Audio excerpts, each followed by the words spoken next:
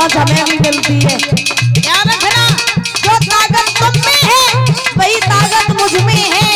तमाचा की धौंस नहीं देना।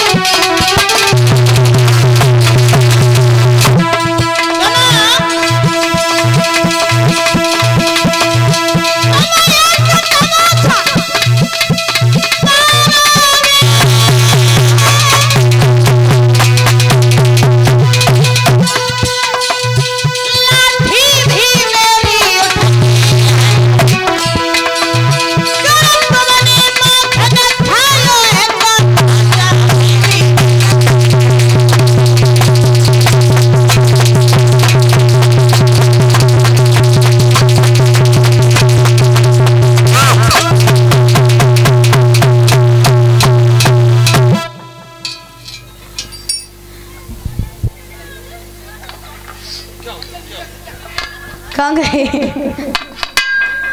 काली दह में चले गए।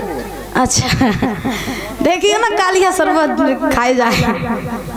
हाँ, लेकिन भगवान की महाराज इधर श्री सुखदेव जी समझा रहे हैं राजन परीक्षित। भगवान महाराज दामा ने जवाब दिया, कन्हैया तमाचा की धौंस हमें नहीं देना। क्यों? क्योंकि अगर माखन तुम खाते हो तो छाछ हमें भी मिलती है। ताकत तुम में है वही ताकत हम में है। और अगर तुम इतने ही बड़े ताकतवर बन रहे हो तो कल्लई कंस के यहाँ से पत्र आया, किसी दो डलिया कमल के पुष्प चाहिए है तो चले जाओ कंस के पास में पुष्प भिजवाए दो जाके।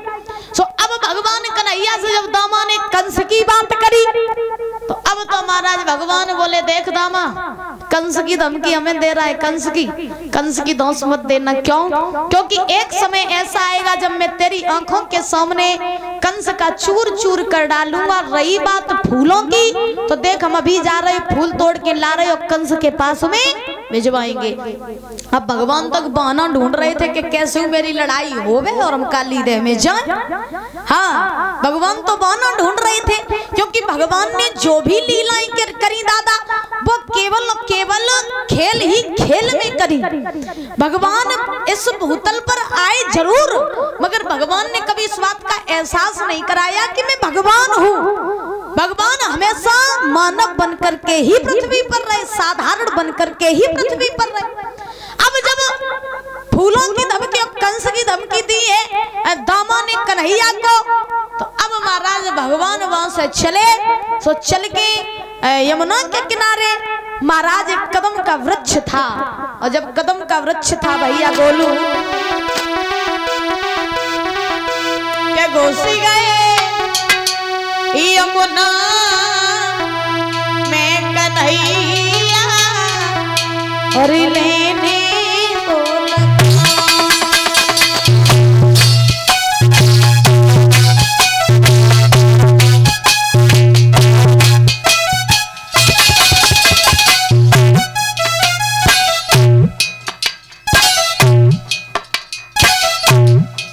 महाराज जैसे ही भगवान कन्हैया ने दामा के वो वचन सुनने के बाद में परीक्षित महाराज भगवान चले, कदम के वृक्ष पर चढ़ गए हैं प्रभु, और कदम के वृक्ष पर चढ़ करके काली दह में छलांग लगा।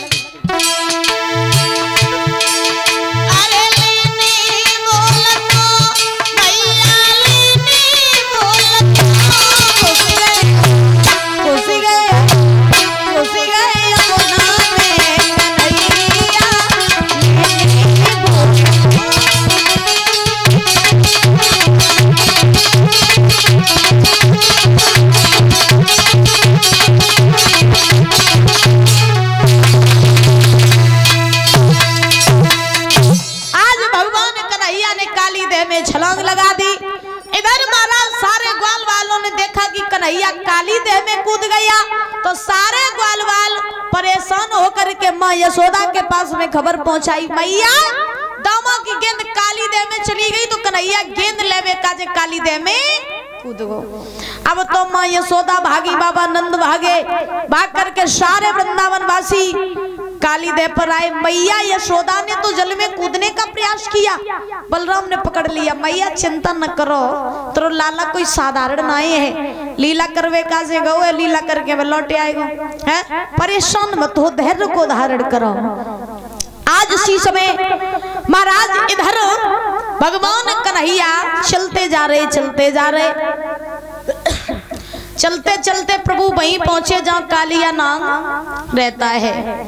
तो कालिया नाग जो था वो तो सो रहा था, लेकिन कालिया नाग की जो पत्नियां रही सो सब जाग रही थी। नागिनियों ने देखा छोटा सा बालक चला आ रहा है। नागिनियों ने जवाब दिया, कौन हो तुम? भगवान बोले, कृष्ण। कहां से आए? बोले, वृंदावन से। क्या करने आए? बोले, कालिया नाग से मिलवे का से आए। कहाँ है तुम्हारा पति? नागिनियां कहने लगी, जितना छोटो उतना ही खोटो है? तो छोटो सो बालक और मेरे पति से मिलवे का से आओ, तो डर नहीं लगत मेरे पति से? डर नहीं लगता तुझको मेरे पति से? तो उसी समय महाराज आज भगवान कन्हैया नागिनियों से बोले, सुनो, हमें तुम्हारे पति से डर नहीं लगता है। बोली, क्यों? भगवान बोले, पति तुम्हारा जो है ना वो अभी हमसे डरेगा, क्योंकि मैं तुम्हारे पति को मारने के लिए आया हूँ। तो नागिनियां बोली, मारने के लिए आए हो? तुमने अपने आप को देखा है? भगवान बोले, हमने खूब देखा, हमें कमी कौन सी है? हम ही तुम्हारे पति को मार करके गिराएंगे। कहाँ है तुम्हारा पति? जगा दो अपने पति को जा करके।